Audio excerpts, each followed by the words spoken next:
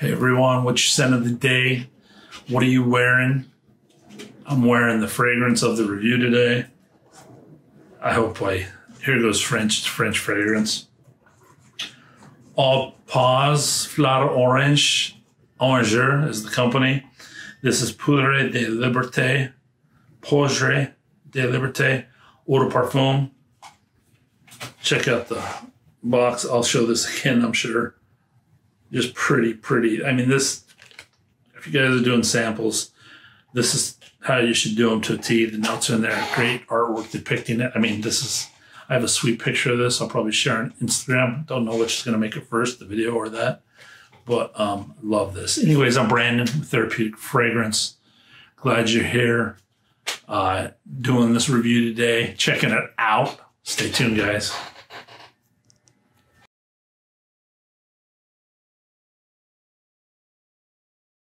All right, somehow I need a translator for me for this French. I have gotten better from day one, but I'm quite not there yet. Just need to watch other people's videos on this stuff. I personally have never seen a video on this house. I'm sure they're out there, just have not seen them.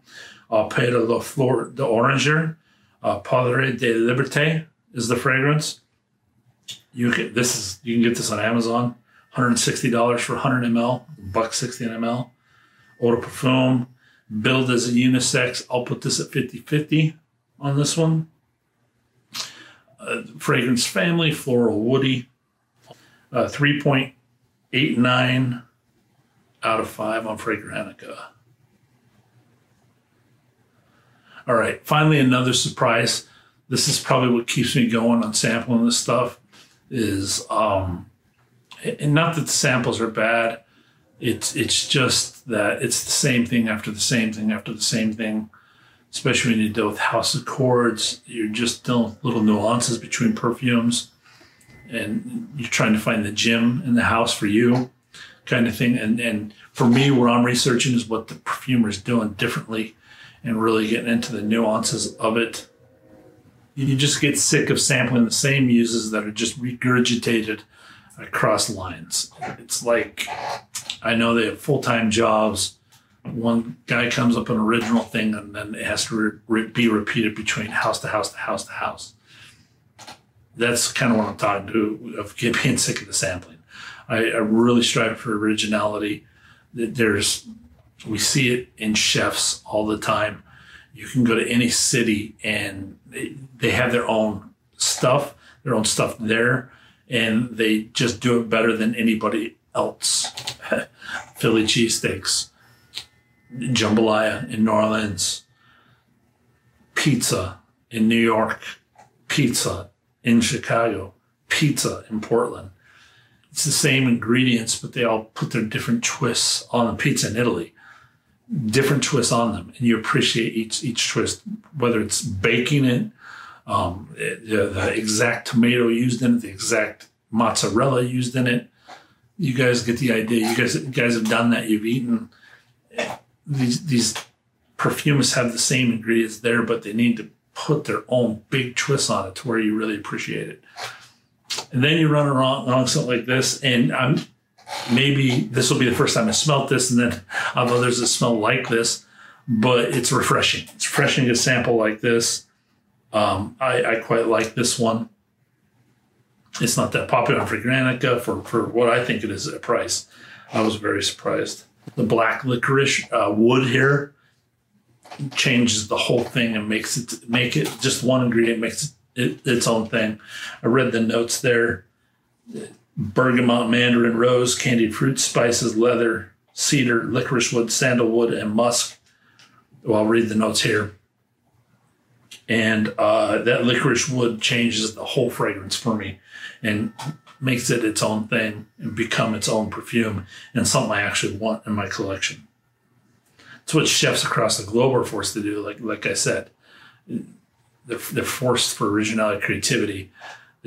I'm a diehard Top Chef fan for this reason. You just see them press their limits in creativity every episode, and just watching them come up with stuff under time pressure. It's awesome.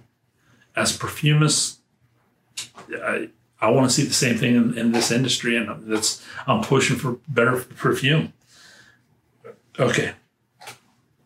That's my rant. Let's get into the perfume.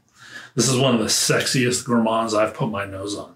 Of course, if you read those notes and you know me and my reviews, you'll be like, of course you said that. Sweet and sassy opening. I got right off the aerosol of the first spray, the airiness.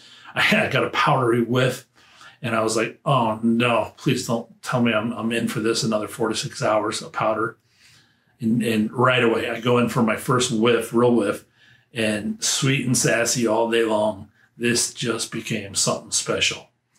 And maybe that twist of thought made this more special for me, this perfume more special, but this, I enjoyed it. And again, the licorice wood attributed to the whole wearing of this thing. We're not talking full on black licorice, but it's a note I haven't seen used before in perfumes. I'm sure it has been plenty of times. I just haven't come across it yet.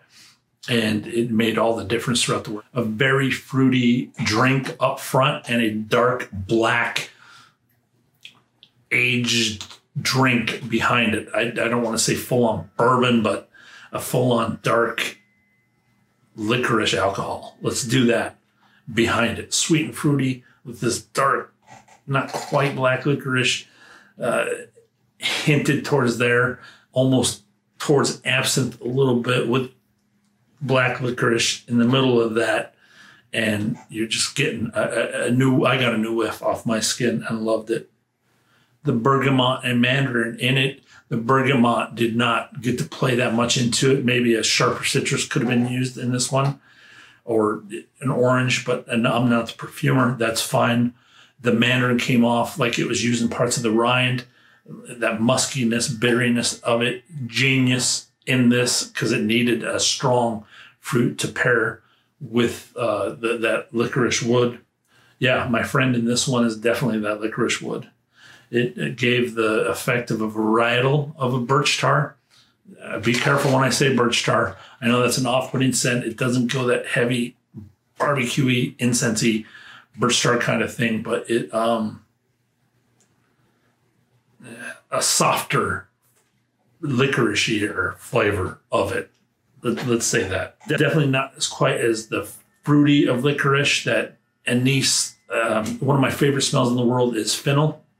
The aromatic it gives. I used to let it grow out back, and I smoke stuff a lot on I have a smoker, so smoke meats and whatever that take forever to cook, and I let the fennel grow wild all the time. My wife couldn't stand it because they're kind of ugly and big, but the aroma it gave me, it probably the start of this fragrance journey. This was like 10 years ago.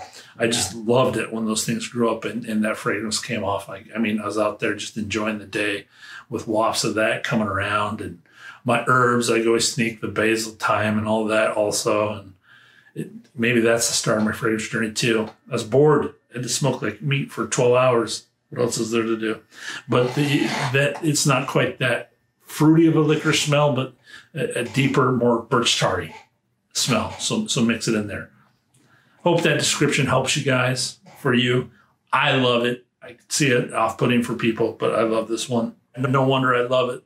You guys saw the notes. Leather and spice and all things nice. Scoring on POUDRE de LIBERTÉ. Addictiveness, originality, and branding, 15 out of 15. I haven't smelled nothing like this. That's why I will, if I come across something, you guys tell me about something, I'll credit it and give it original if it copied these notes, but this seems 100% original to me. Projection, 4 out of 5. Longevity, 4 out of 5. Composition, 22 out of 25. Ingredients, 20 out of 25. The fragrance as a whole, the top, a 10 out of 10.